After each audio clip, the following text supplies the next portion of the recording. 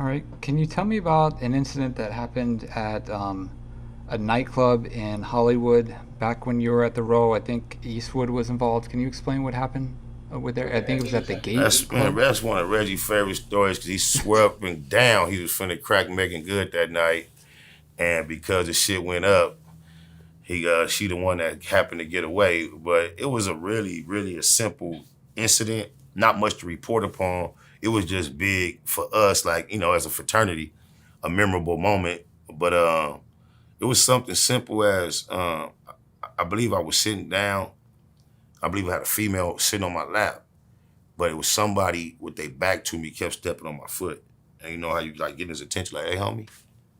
And that turned into her getting thrown off my lap and getting on old boy. And I really developed an admiration for Eastwood Genius that night because the whole club went up. I don't know what the next incident was that turned into such a Royal Rumble, but it was just getting cracking. And when I looked up, I done beat this nigga all the way into the bathroom.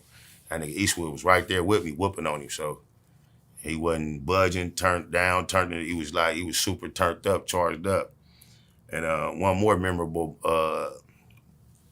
incident from that moment, like I gotta give my brother, Big SPI, his flowers, because cuz is a fool. He admits to go take that, go get it.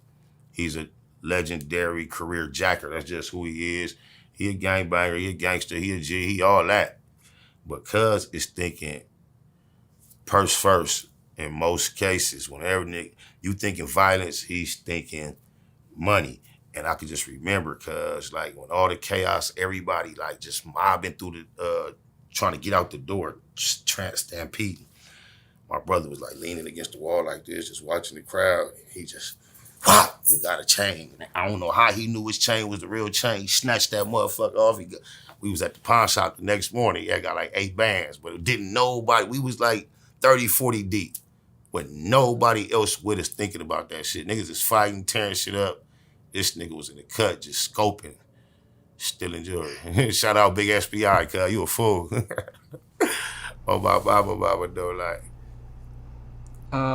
Did you have any run-ins, positive or negative, with Ray J when you were on the Row? Because I know he was around, and then Danny Boy came around.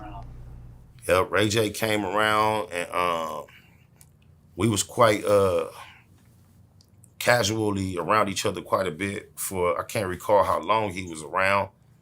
I wouldn't say I had any run-ins with him, but I was quite familiar with Ray J because Ray J was on some real punk shit because his sister, Brandy, she has a part of my memory in my past. We had like a little thing when we was like kids and I was slightly older than her and we went to a private school in Torrance. And I remember she had like a crush on me. She was actually like my little girlfriend, but like everybody knew I had an actual girlfriend that was my age. And even my girl knew like that's your little girlfriend. Like Brandy used to like bring me cookies and candy and shit like that to school. She was very forward. As you see, her personality was so giant. She was that much of that personality as a little girl. She like used to flirt with me. Like it was cute. It was totally innocent, but that was the relationship we had. And to just let you know how long I knew the greatness dwelled within her. It was like I say, it was a private school, a religious school, and it was a very small school. And we used to have like worship meetings where people get up in front and sing. She used to get up there and sing a cappella, and you just knew it was something very, very different. Like she had a grown woman voice. Sometimes she was tiny, little bitty, scrawny, and she used to have this big old, real mature, seasoned voice. I was like, I knew something was. She didn't have a career that we knew of as students. She was just another kid in the school. Everybody took turns to sing or play an instrument, but when she sang, it would just blew me away. And then I can recall she used to ride to school with another family. Um, and all of a sudden, like mid school year, she just stopped coming. And I can remember asking the other girl, like, what happened to Brandy?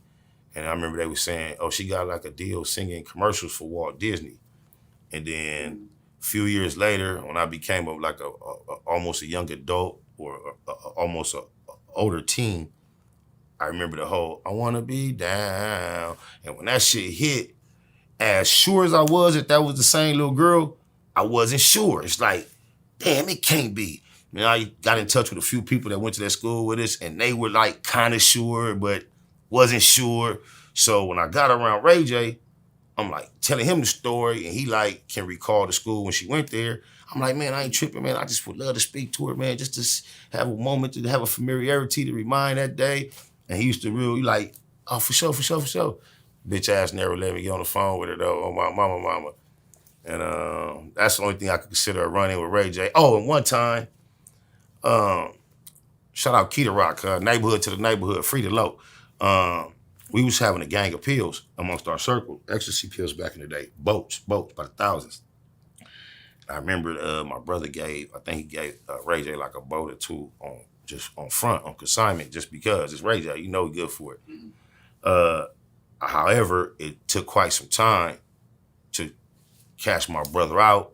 Phone calls wouldn't be answering the way it's supposed to. And I remember we was at Can-Am one night, and after like, just imagine, Spider probably called Ray J twice this week, maybe even earlier that day, no answer. And now we in Can-Am in the kitchen, and he didn't expect to see Spider.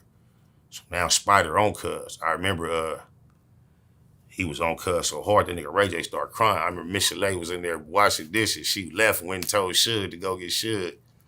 And I remember it was a security guard that night. This is how I got involved.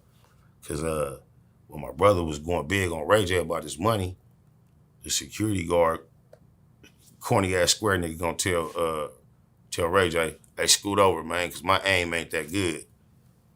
I went big, like, nigga, you think you the only nigga with a gun in here, nigga? I'm gonna blow you. It went real big that night, but yeah, but no run-ins, just a whole lot of interactions and shit. You feel me? Ray J was around. Hello, Brandy. Proud of you, baby. You did your stuff.